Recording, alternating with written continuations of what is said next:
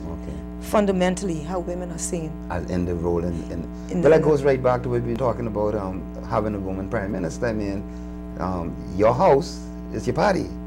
True. And traditionally in your party, women have been cookouts. And back up and support. Right. And you've moved away from that trend in your own personal life. But there must be a strong resentment to that amongst the old guard of male elite in the party.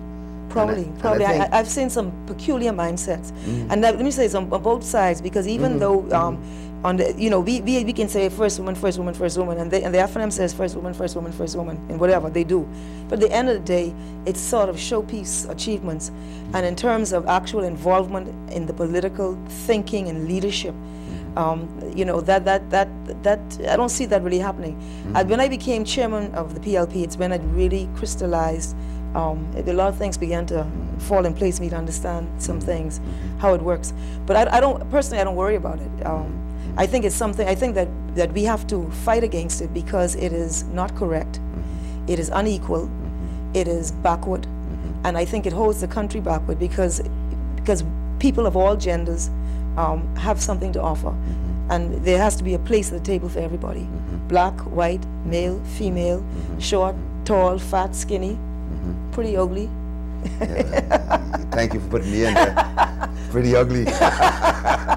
But now you say that in terms of your personal life, it must be very difficult being a mother and being a politician at the same time. And I know you've been an active mother throughout the time you've been in politics. How do you manage to juggle the roles? Well, I could tell you, I looked at a photograph about 2 years ago, our picture outside my headquarters in 2002 with my 2 younger children and my nephew, Danny. And I wanted to cry because I couldn't believe they were that small. I couldn't believe it. And just like in a short space of time, just grew up, and I was wondering where I was when this happened. They could vote now. They could vote, and they all have voted.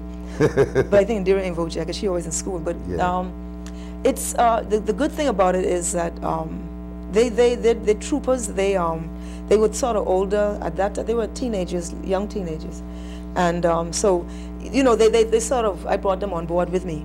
So they go to the meetings with me. You forget what we went through, eh? Yeah. That's why I asked you that question. And we had a beautiful, wonderful mother.